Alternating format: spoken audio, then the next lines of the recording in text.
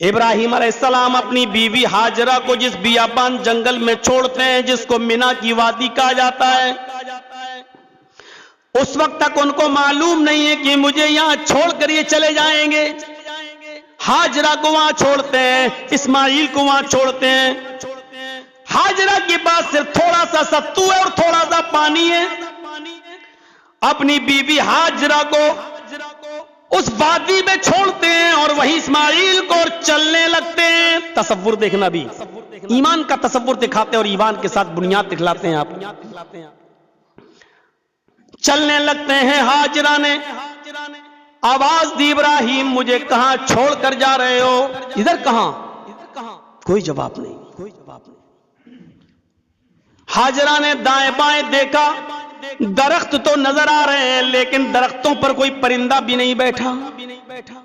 پرندے بھی ایسے درختوں پر گھونسلے بناتے ہیں جہاں آس پاس پانی مل جائے، دور دور تک پانی کا پتہ نہیں، اس لیے پرندوں کے بھی گھونسلے درختوں پر نہیں۔ ایک بھی پرندہ اس جنگل میں نظر نہیں آ رہا، ایک بھی پرندہ۔ ابراہیم مجھے چھوڑ کے کہاں جا رہے ہو؟ ان درختوں پر تو ایک پرندہ بھی نظر نہیں آتا۔ ابراہیم علیہ السلام کے پاس کوئی جواب نہیں۔ چلے آ رہے ہیں۔ اپنے چھوٹے سے بچے کو زمین کے اوپر لٹایا، ابراہیم علیہ السلام کا پیچھا کیا۔ ابراہیم کہاں جا رہے ہو؟ پیچھے مڑ کے دیکھو۔ ابراہیم علیہ السلام نے ہاجرہ کے سوال کا جواب دینا بھی ضروری نہیں سمجھا۔ اب ہاجرہ کا سوال دیکھو، اے ابراہیم حق رفاقت میں کیا مجھے کچھ سست پایا ہے؟ کیا رفیق حیات ہونے کے ناطے، شریک حیات ہونے کے ناطے، بیوی ہونے کے ناطے مجھ سے کچھ کمی ہوئی ہے؟ کیا عزت میں، خاطری میں، خدمت میں مجھ سے کوئی کوتاہی ہوئی ہے؟ پھر مجھے کس چیز کی سزا دے کے جا رہے ہو؟ اگر ایسی کوئی بات ہے تو بتاؤ۔ ابراہیم علیہ السلام کے پاس اس سوال کا بھی جواب نہیں۔ آگے بڑھتے چلے جا رہے ہیں۔ اب ہاجرہ نے جو چیز پوچھی اس کا جواب ابراہیم نے دیا، وہی ہماری ایمان کی بنیاد ہے۔ ہاجرہ نے پیچھے سے دامن کھینچا اور سوال کیا، ابراہیم جا رہے ہو تو جاؤ، اس بستی میں پرندہ بھی نہیں ہے، پتہ نہیں آپ کب آؤ گے، کب آؤ گے، مجھے کس کے سپرد کر کے جا رہے ہو؟ میں جب آؤ گے اگر میری عزت کو کچھ بٹا لگا تو میں آپ کو کیسے منہ دکھاؤں گی؟ اس بچے کو کچھ ہو گیا تو میں آپ کو کیا منہ دکھاؤں گی؟ آئے ابراہیم اتنا بتاؤ، جا رہے ہو تو جاؤ۔ اِلَا مَن تَتْرُكُنَا، یہ قرآن کے الفاظ، اِلَا مَن تَتْرُكُنَا، ابراہیم مجھے کس کے سپرد کر کے جا رہے ہو؟ ابراہیم مجھے کس کے حوالے کر کے جا رہے ہو؟ آئے ابراہیم مجھے اتنا بتا دو کہ جب تم آؤ گے پتہ نہیں کل آ جاؤ، ایک ہفتے بعد آؤ، ایک مہینے بعد آؤ، ایک سال بعد آؤ، یا آؤ ہی نہیں، جب آؤ گے میں تمہیں کیا جواب دوں گی؟ ابراہیم مجھے کس کے سپرد کر کے جا رہے ہو؟ اِلَا مَن تَتْرُكُنَا، ہمیں کس کے حوالے کر کے جا رہے ہو؟ شاید اس سوال کا جواب تھا ابراہیم علیہ السلام کے پاس، انہوں نے پیچھے مڑ کر دیکھنا گوارا نہ کیا۔ بیوی کی محبت اور بچے کی محبت کہیں ہمارے دل میں جوش نہ مار جائے۔ آگے بڑھتے جا رہے ہیں اور صرف اتنا بولتے، اِلَى اللَّهِ، ہاجرہ تیرے سارے سوالوں کا جواب میرے پاس نہیں، آخری سوال تو نے جو کیا اس کا جواب میں دیتا ہوں، میں نے تجھے اور اس بچے کو اللہ کے سپرد کر دیا۔ توحید کو سمجھنے کی کوشش کر لو، جھگڑے ہی ختم ہو جائے۔ بیابان جنگل، ایک پرندہ تک نہیں، کہتی ہیں کس کے حوالے؟ اور ابراہیم علیہ السلام کا جواب دیکھو، یہی بنیاد ہے ہمارے ایمان کی، اِلَى اللَّهِ، ہاجرہ میں نے تجھے اور اس بچے کو اللہ کے سپرد کر دیا۔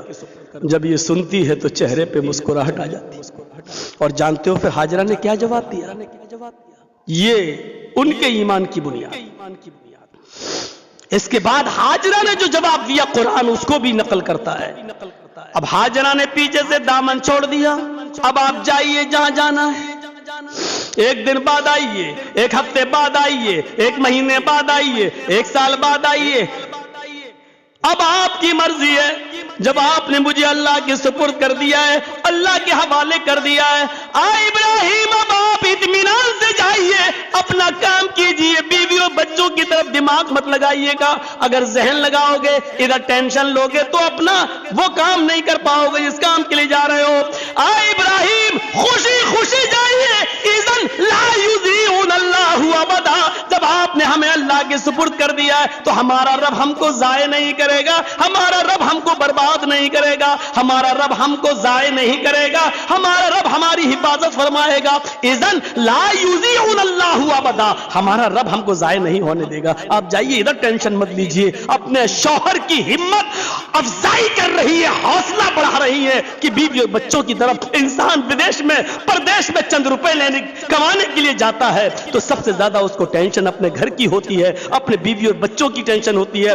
جب تم اپنے بیوی اور بچوں کی طرف ٹینشن لوگے تو اللہ کا وہ کام جس کام کے لیے تم جا رہے ہو دین کا, وہ کام کیسے کرو گے؟ فرمایا اب ادھر کی ٹینشن مت لینا. اذن لا یضیعن اللہ ابدا. اللہ اب آپ کو ہمیں کبھی ضائع نہیں کرے گا.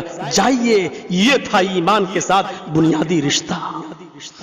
ایک عورت اکیلی, ہماری عورت, ہماری بیوی, ہماری گھر کی رشتہ دار ابھی یہاں سے بٹھا دو تو الہ آباد تک جانے میں کانپ جائے گی.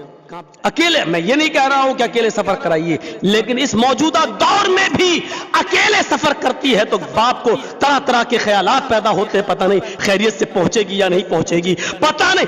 اگر ٹرین میں باپ بٹھانے بھی جاتا اپنی بیٹی کو کہ تم اسکول جا رہی ہو علی گڑھ دلی, تو اب پیسنجر کوئی بوڑھا بزرگ آدمی ہوتا تو اس سے کہہ کے جاتا ہے ذرا دلی تک ہماری بیٹی کا خیال رکھنا. ذرا تصور کیجئے آج کے اس دور میں جہاں عورتوں کو مردوں سے زیادہ بڑھاوا دینے کی کوشش کی جا رہی ہو, اس دور میں بھی اتنے خطرات ہماری ماں بہن بیٹیوں پر منڈلاتے رہتے ہیں. تصور کرو اس زمانے کو کہ حضرت حاجرہ نے کیا کہا. ایمانی طاقت دیکھیے, جانتی ہے کہ ابھی تو دن ہے, رات میں کیا ہوگا, ایک پرندہ بھی نہیں ہے, خطرناک جانور بھی یہاں آ سکتے ہیں, لائٹ کا دور دور تک پتہ نہیں ہے, کوئی دیا بھی نہیں جل رہا ہے. اس رات میں 2 دن کا کھانا ہے, 2 دن کا پانی ہے, ختم ہو جائے گا تو مجھ پر اور میرے بچے پر کیا بیتے گی. تصور کرو ان تمام خطرات کے ہوتے ہوئے بھی کیا کہتی اللہ ہم کو ضائع نہیں ہونے دے گا. یہ ایمان کی طاقت ہے. ایمان کی طاقت جب ہمارے اندر آ جاتی ہے تو پھر وہ صرف اللہ سے ڈرتا ہے, اللہ پر توکل کرتا ہے اور ساری چیزیں اس کی نظر میں ہیج. یہاں تک کہ شوہر بھی جاؤ, اب تمہیں جہاں جانا ہو جاؤ.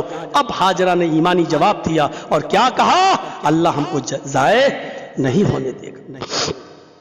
اس ایمان کا نتیجہ کیا ملا؟ کھانا ختم, ستو ختم, پانی ختم. اسماعیل کو پیاس لگ رہی ہے. ماں کہتی ہے حاجرہ میں تو 1-2 دن اور بھوکی رہ سکتی ہوں, بچے کو کیا کروں. پانی کی تلاش میں جاتی ہے صفا, پہاڑی پر چڑھتی ہے, نیچے جھانک کر دیکھتی ہے شاید کوئی بستی نظر آ جائے, نیچے اتر کر پانی لے آؤں. بیابان جنگل, وہاں بستی کہاں تھی. صفا سے مروہ کی طرف جاتی ہے, کچھ دیر آہستہ چلتی ہے, کچھ دیر تیز چلتی ہے, اکڑ کے چلتی ہے, تھوڑا سا سینہ باہر نکال کے چلتی ہے, پھر نارمل چال چلتی ہے, پھر تھوڑا سا اکڑ کے چلتی ہے. سعودی گورنمنٹ نے گرین لائٹ لگا رکھی ہے, کہاں تمہیں تیز دوڑنا ہے, کہاں آہستہ دوڑنا ہے. یہاں حاجرہ تیز دوڑی تھی, یہاں حاجرہ نرم ہوئی تھی, نارمل چال لگا دی. 7 چکر لگائے, معلوم تھا پانی نہیں ہے, پھر بھی چکر لگا رہی ہے. دیکھیے کوشش, جدوجہد. معلوم ہے صفا پہاڑی کے نیچے کوئی بستی نہیں ہے, ایک بار دیکھ لیا کافی تھا, لیکن مروہ پہ چلی گئی. مروہ سے دیکھ رہی کوئی بستی نہیں, ہو جانا چاہیے, سکون مل جانا چاہیے. نہ صفا کے نیچے کوئی بستی, نہ مروہ کے نیچے کوئی بستی. آ جانا چاہیے تھا اپنے بچے کے پاس, لیکن نہیں. عورت ہوں, جتنی محنت کر سکتی ہوں کر لوں. اس نے 7 چکر لگائے صفا اور مروہ کے. معلوم تھا پہلے چکر کے بعد کے پانی نہیں ہے, پھر بھی جستجو کر رہی ہے. یہ بار بار کا دوڑنا ہمیں یہ سبق سکھا رہا ہے ہے کہ تقدیر پر ایمان لانا ضروری ہے، لیکن تقدیر پر بھروسہ کر کے ہاتھ میں ہاتھ دھرے رہ کر بیٹھ جانا یہ غلط ہے۔ ہاجرہ نے تقدیر پہ بھروسہ کیا تھا لیکن بیٹھی نہیں رہی، اللہ چاہے گا تو ہمیں پانی دے گا، نہیں تو ہم کیوں دوڑ لگائیں، ہم کیوں جائیں۔ میرا شوہر کہہ کے گیا اللہ کے بھروسے، اللہ ہم کو ضائع نہیں ہونے دے گا۔ دوڑی، ہاجرہ کا دوڑنا، ہاجرہ کا بار بار چکر لگانا، صفا اور مروہ کے 7 چکر لگانا، پھر اس بات کی دلیل ہے کہ جو کر سکتے تھے وہ کرنا چاہیے، جو محنت ہو سکتی ہے وہ ہونا چاہیے، اور پھر انجام اللہ کے سپرد چھوڑ دینا چاہیے کہ اللہ جو میرے بس میں تھا وہ میں نے کر لیا، اب جو میرے بس میں نہیں وہ میں نہیں کر سکتا، اب تو میری مدد فرما۔ وہی ہاجرہ آ کر کہتی ہے اللہ میرے بندے ابراہیم نے مجھے اور تیرے بندے ابراہیم نے مجھے اور اس بچے کو اسماعیل کو تیرے سپرد کیا ہے، اے اللہ اگر وہ آ گئے تو میں ان کو کیا جواب دوں گی اگر یہ بچہ زندہ نہ رہا؟ اللہ اس بچے کو اگر پانی نہ ملا تو میں کیا جواب دوں گی؟ اے اللہ میرے شوہر تیرا بندہ ابراہیم مجھے اور اس بچے کو تیرے سپرد گئے ہیں کر کے گئے ہیں، اب تو ہی کوئی راستہ نکال اس بچے کے لیے۔ اللہ نے کہا جبریل کیا دیکھ رہے ہو، جاؤ۔ اسماعیل علیہ السلام جہاں ایڑیاں رگڑ رہے تھے جبرائیل نے وہیں پر مارا اور پانی کا چشمہ جاری ہو گیا۔ یہ ہے ایمان اور ایمان کے ساتھ عمل صالح، یعنی دوڑنا، بھاگنا، دعا کرنا، پکارنا، اور پھر اس کا عملی نتیجہ دیکھیے زمزم کی شکل میں جاری ہوا، پانی نکلا۔ اب ہاجرہ کو یہ ہوا کہ پانی کہیں بہ نہ جائے، جلدی سے سمیٹنے لگی، اور پانی نکلنا کتنا سمیٹے گی ایک بندی، سمیٹ رہی ہے، پھر سمیٹ رہی ہے اور کہتی جا رہی ہے اپنی عبرانی زبان میں زم زم زم زم، ارے رک رک کہاں جا رہا ہے، زم زم رک رک۔ اللہ کے رسول کو بھی یہ لفظ اتنا پسند آیا کہ اس پانی کا نام بدلا نہیں، اس کو زمزم ہی رہنے دیا، یعنی رک رک وہی پانی حضرت ہاجرہ نے اس کی منڈیر باندھ دی، روک لیا۔ اللہ کے نبی نے خطبہ دیا تھا مسجد نبوی کے اندر، اور خطبہ دیتے ہوئے کہا تھا خانہ کعبہ کے اندر، اور خطبے میں یہ الفاظ، یہ لفظ استعمال کیا، اللہ رحم کرے ہاجرہ پر، اگر اس نے پانی کی منڈیر نہ باندھی ہوتی تو یہ پانی ساری دنیا میں اللہ پھیلا دیتا۔ ذرا تصور کیجئے۔ اس پورے واقعے کو بتانے کا مقصد میرا صرف یہ ہے میرے بھائیوں، صرف یہ ہے کہ رشتہ دیکھیے ہمارا کیا ہے، ایمان اور اس کی بنیاد دیکھیے کیا ہے۔